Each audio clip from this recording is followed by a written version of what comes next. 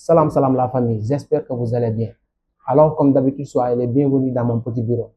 On va parler du Barça aussi, vu que c'est mon équipe, c'est mon club de cœur, donc on va parler du Barça.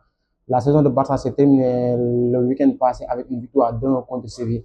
On a vécu franchement une saison plus ou moins satisfaisante, car il y a eu beaucoup de retournements de situation dans cette équipe-là.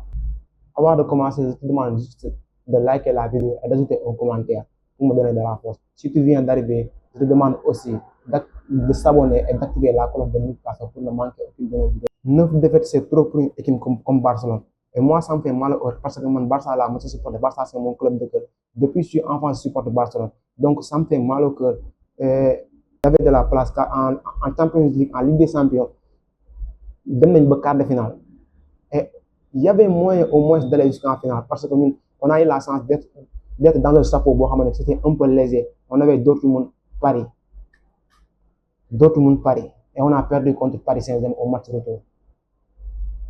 Franchement, c'est difficile, hein? C'était difficile cette défaite-là. Et cette défaite-là, c'est ça qui m'a rendu dans cet état. La défaite qu'on a reçue contre Paris Saint-Germain, c'était une défaite qu'on ne devait pas prendre. On s'est fait éliminer d'une manière catastrophique, je dirais. C'est qu'il y a eu des faits dans ce match-là. Il y a des détails dans ce match. Mais maintenant, tout ça, on pouvait éviter tout ça. D'accord, certains me diront que Araujo par-ci, Araujo par-là. Araujo, il a pris une carte rouge. Mais ça arrive. Ça arrive. Combien de clubs ont pris des cartes rouges et ils ont fini par tenir le match? Et moi, ce qui me fait mal, moi, on pouvait tenir ce match-là. Parce que Paris, dans les doubles confrontations, c'était pas dangereux. Au match aller, on les a carrément malmenés. Ils ont eu juste 10 minutes pour égaliser et remonter. À la fin, nous avons remonté. Nous avons gagné 3-2. Au match retour, on a fait une bonne entame de match. On a marqué un but. Et à la 34e minute, je pense, Araujo a pris un rouge. Mais moi, je dirais que Araujo, il a pris un rouge, d'accord. Il devait laisser Barcola passer, d'accord, on accepte. Mais l'équipe n'a pas de mental. On a très tôt encaissé ce but-là. Le but qu'on a encaissé avant la seconde période, c'est ça qui a amené tous ces dégâts-là. Je pense que s'il y avait des joueurs qui étaient capables de gérer cette situation-là, on n'aurait pas été éliminé. On pouvait même aller jusqu'en finale parce qu'il y avait de la place. Mais il y a de la panique psychologique. Dès l'instant qu'on a pris un carton, tu vois les autres, tu te dis, ah, là on est mort. Parce que là, tu ne vois pas de concentration nécessaire. Tu ne vois pas quelqu'un qui crie sur les autres et dit, hey, allez-y, on met 2 buts d'écart. Donc, de toute façon, on est déjà qualifié. Ce qui reste, c'est les éléments. C'est difficile de jouer en 11 contre 10 avec les qualités de joueurs, avec les qualités que le PSG a, les joueurs que le PSG a, c'est difficile de défendre. Mais si on avait ce mental-là, wallah, on aurait qualifié. Mais c'est dommage, franchement, c'est dommage. On s'est fait éliminer en Liga. La saison s'est basculée lors de notre confrontation contre le Real Madrid. Ils nous ont tabassé, ils nous ont donné. Certes, il y a eu des détails, le problème arbitral, là, la VAR, là, tout ça. On n'a pas de mental. Cette équipe n'a pas de mental, cette équipe n'a pas de caractère. Voilà, c'est ça le vrai mot. Cette équipe n'a pas de caractère.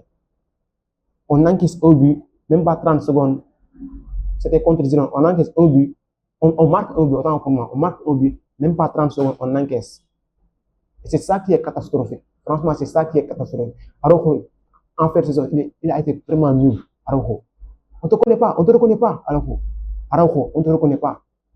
À la fin de saison, il a été vraiment nul. Catastrophique, ça se dirait. Et tout au long de la saison, le vrai problème du Barça, c'est Cancelo. Peu d'efforts offensifs, beaucoup de lacunes défensives. Peu d'efforts offensifs, beaucoup de lacunes défensives. Cancelo. Les bonnes choses de la saison, je dirais que c'est la révélation de nos boys. Les boys du Martial, Kubarsi, Lamine Yamal, Fermin Lopez. C'était une lumière équipe. Et je pense que si on construit cette équipe autour d'eux, D'ici 2, 3 ou 4 ans, on sera inarrêtable. Ça, je vous le dis aujourd'hui. Koubarsi, il a été top.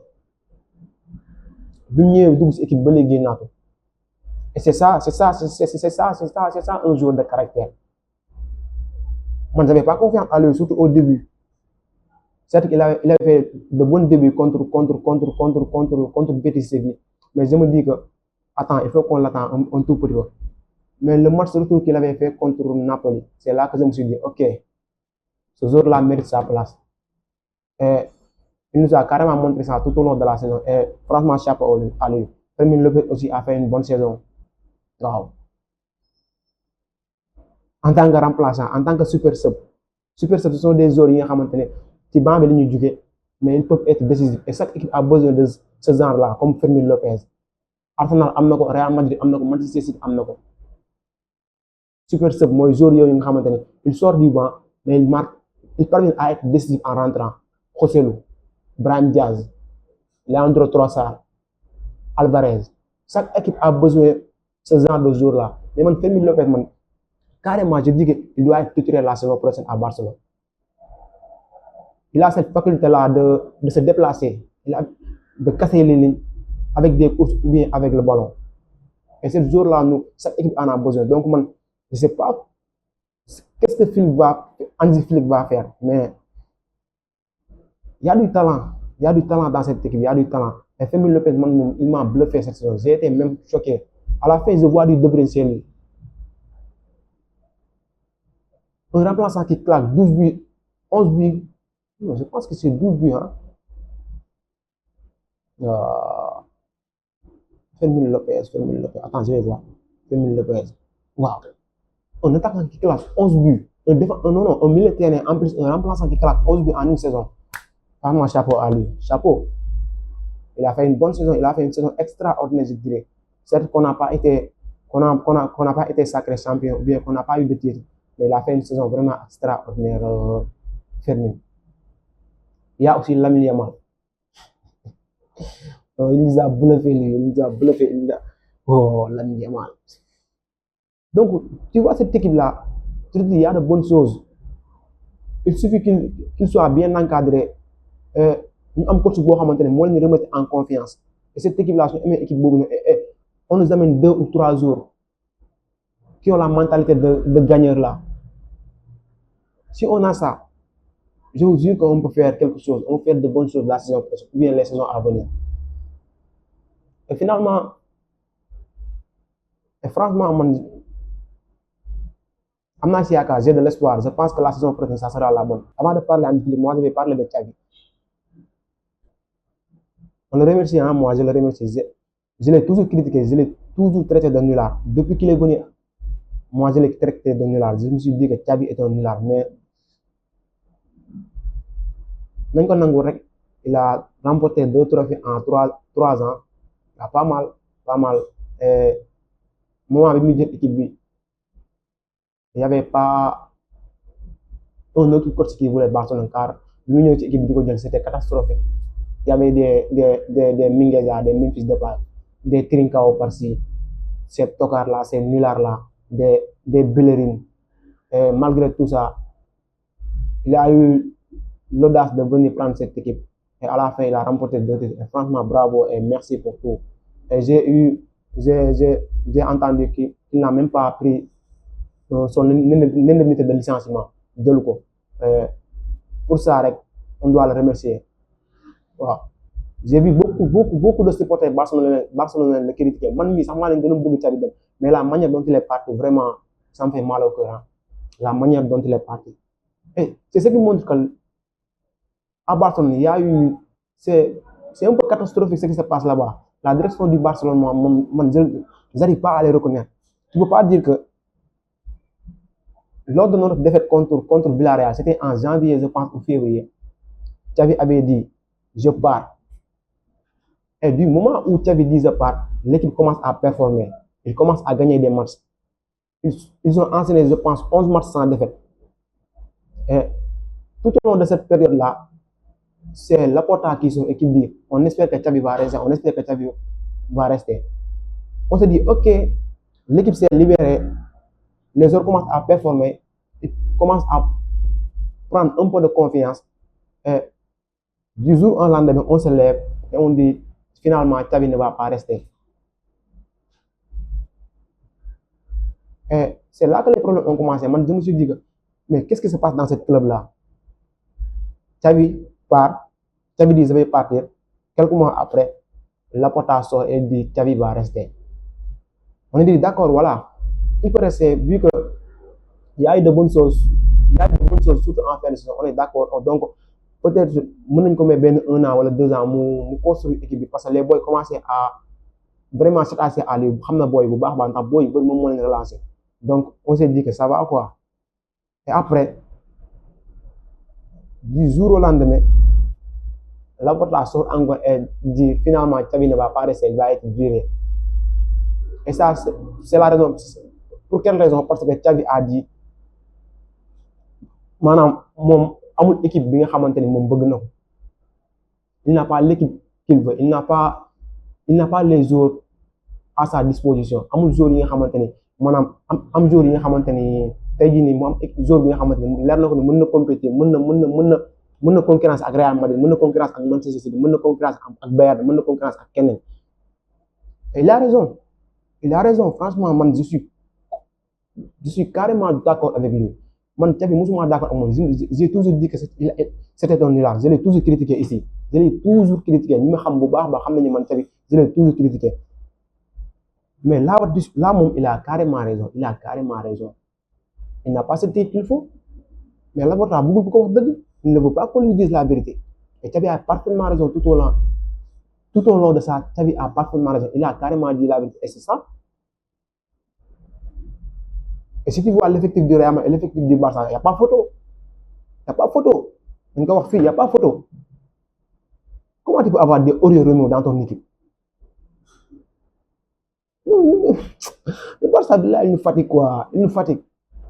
Tu ne peux pas avoir des Oriol dans ton équipe. Comment dirais-je? Je sais pas, des Roberto. Plein de fonds, ouais. Tu ne peux pas avoir ces joueurs-là et être au niveau. On a besoin des autres qui ont le mental, des autres qui ont des caractères. Équipe, madame, d'où 11 de départ, on a besoin d'un banc bon à maintenir. À chaque fois que le coach se retourne, il peut dire toi, je te fais confiance, viens me gagner ce match. On a besoin des boys comme Fermin Lopez dans une équipe. Franchement, tu ne peux pas avoir des Ferran Torres, ouais, je sais pas. Non. Ils sont nuls dans cette direction-là, ils sont nuls. Laporta, moi, il m'a surpris. Il ne peut pas nous montrer qu'on n'a pas d'argent. On est d'accord, le Barça n'a pas d'argent. Nous, on n'a pas d'argent, on est d'accord, mais on n'a pas d'argent. On est d'accord. Hansi Flick, c'est le premier technicien allemand au club depuis 1981. Ça fait pas. Donc, ça veut dire qu'il y a un changement. Maintenant, il y a un changement. Flick qui vient et il y a une rupture. Barça, depuis tous ces années-là, depuis 10 ans, hein, il n'y a que des coachs catalans, il n'y a que des coachs espagnols. Et le premier coach, le dernier coach qui n'était pas espagnol, c'était, on se rappelle, Tata Martino en 2013, l'Argentin là, qui est actuellement le coach de Lionel Messi en MLS. On le connaît bien, Tata Martino, c'était le dernier coach qui n'est pas espagnol du Barça. C'était en 2013. Donc tous ces coachs-là, qui c'était des Valverde, des Ronaldo Koeman, des Luis Enrique, ils ont tous cette touche catalane là, ils ont tous cette touche espagnole là. Et Barça, le slogan du Barça, on le connaît, mais c'est un club.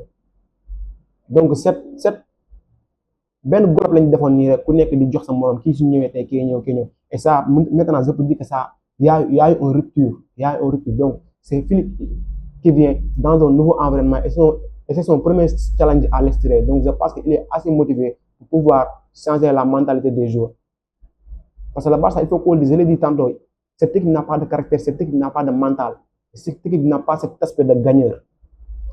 Hansi Flick, c'est un Allemand, on le connaît, il a gagné au Bayern, au Bayern, on le connaît bien.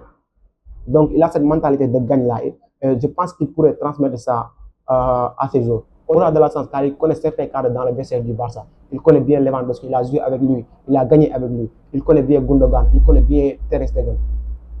Donc, je pense qu'il y a moyen de faire quelque chose dans cette équipe. Il y a moyen. Et avec un peu de remaniement, avec un peu de bons jours, si on arrive à recruter 2 bons jours, il y a de la place. On a Pedri, on a Gavi, on a Lamine Yamal, on a Fermin Lopez. Donc il y a moyen de faire quelque chose avec cette équipe, franchement, il y a moyen de faire quelque chose.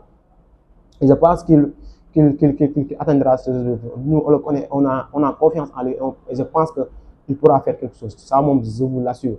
Voilà. Il va changer la mentalité de cette équipe. Je vous dis ça. Il va changer la mentalité de ses joueurs. Il va changer la mentalité de ses boys. Non, parfois le Barça, tu les regardes jouer, tu as envie juste de casser la télé. Non, c'est contrairement à Xavi, Flick, moment il y a du talent dans cette équipe. Il y a du talent, il y a de la qualité. Il suffit juste que les autres parviennent à avoir du caractère. Et même Malin il y a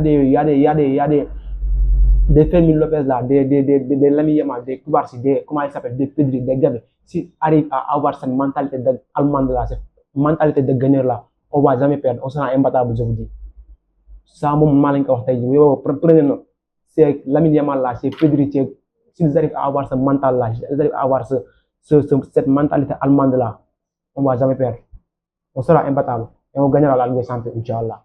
Dites-moi en commentaire si Hansi Flick est-il l'homme de la situation du Barça. Peut-être je dis des bêtises, peut-être aussi j'ai pas raison, mais j'ai hâte de voir votre contribution, je dirais. Donc, muchas gracias Xavi et herzlich willkommen Hansi Flick. On se donne rendez-vous d'ici quelques jours. On like, on s'abonne, on active la cloche de notification pour ne pas manquer mes prochaines vidéos. Merci.